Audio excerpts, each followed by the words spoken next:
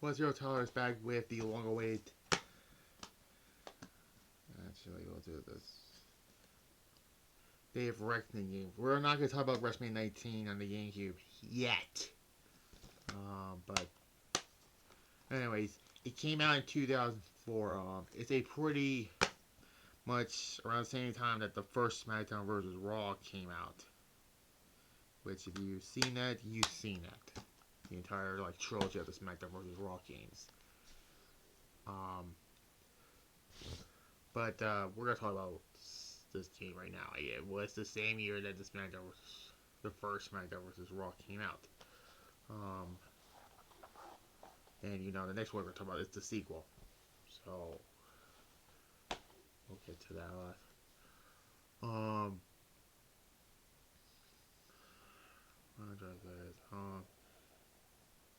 There are a lot of matches in the not. There's no elimination chamber, by the way, because you only have 4 people in the ring at the same time, which is kind of, I don't know, it's kind of weird to me, honestly, because the PS2 has 6 people in the ring. But anyways, you have the matches. You have your standard matches: steel cage, Hell in a Cell, Iron Man, and the Royal Rumble.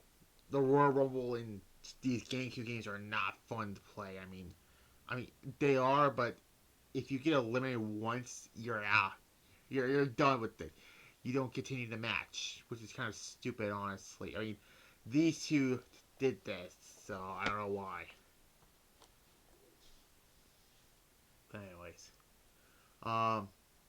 the roster in this game. I mean, you had the big names like Triple H, Chris Benoit, Batista, John Cena, Randy Orton, Eddie Guerrero. Those. Undertaker also. However, the current WWE champion when the game came out was JBL. He's not in this game. Why? You had guys like Lance Storm. This was Dancing Lance Storm and Mark Gentry. Those guys who don't. Yeah, the roster is kind of the weak spot of this game. I mean, there are legends like The Rock, Andre the Giant, Bret Hart, and others.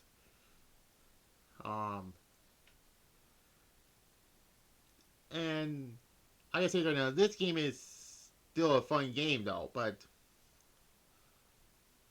my biggest gripe is there's no there are but there are arenas in the game. I mean, there are some from 2004. I mean, there's only what 3 arenas from 2004.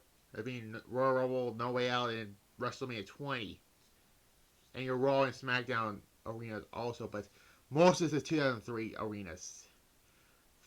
SummerSlam, that was from 2003. Unforgiven, No Mercy, Survivor Series, and Armageddon. There's a house show also for some reason, which is, well,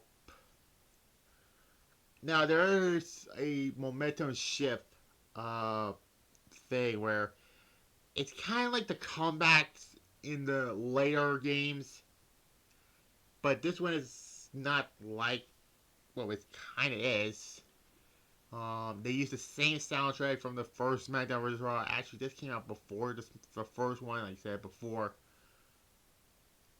There is a shop where you buy the arenas, by the way. And now we get to the main thing we're talking about, the story mode. You start from the bottom to the top. You start at the house show loops, where you meet up with Vince McMahon. Now you grind out. You go to Sunday Night Heat. You still do the grind thing until a mini tournament to which brand you go, Raw or SmackDown. Well, this story is a preview for it's the beginning of the sequels. One, because spoiler, your best choice is Raw because of Evolution. Um, you're a mentor of Triple H in Evolution. Because I know the Undertaker is the new ministry thing, but we're going to talk about the Raw stuff, okay? It's basically the same thing, okay? And then Randy Orton and you win the World Tag Team titles. You kick Batista out of Evolution.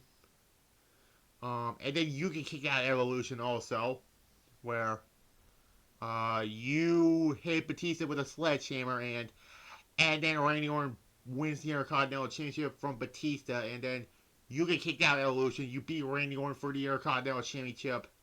You win the Royal Rumble. You face Triple H for the World Heavyweight Championship. Um, and then Shawn Michaels betrays you and joins up with Triple H. I mean, this was before 2006. Um, and this led to, WrestleMania in the Iron Man match against Triple H. Now, this whole thing story is good, but the CPU gets really hard towards the finale of it. And at the end of it, you and Batista celebrate at the end of WrestleMania 20. It's kind of like when Benoit and Eddie Guerrero celebrate at the end of WrestleMania, which is kind of coincidence the same year. I did those already, but yeah. So overall, I mean, the pros, the pros and cons are bad. Okay, pros, the game is fine. The controls are simple. I forgot to mention, A is grapple, B is punching, Y button is running, the C stick is targeting people in multi-person matches, X is like grabbing weapons and get. No. I think Y is the other way around. But yeah, the story mode is good, not great, but good. The matches, they're barring the Elimination Chamber because it's a limitation of the small disc.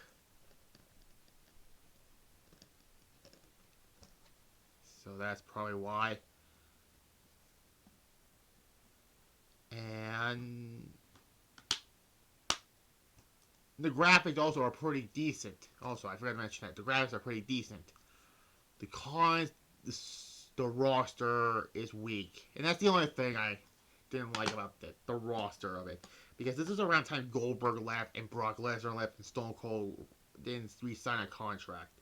But Stone Cold will be back by the next game. But yeah. Yeah, look how small this fucking disc is. I don't have the cover for it, but we're going to stick with this. I give it an 8 out of 10. Not. Now we get to the second one, which this is Day of Reckoning 2. We'll save this for tomorrow. Or no. Tomorrow is Showdown episode 24. My apologies, and my backstage area will not come until Monday. So in the next Showdown, you'll see the new backstage area. But yeah, next up we're gonna talk about Day of Reckoning 2, which is a improvement from the first one. And yeah, tomorrow I'll do my Showdown episode 24. And Thursday on my secondary channel, Destination X on 5. So subscribe and click the notification bell on that one. So yeah.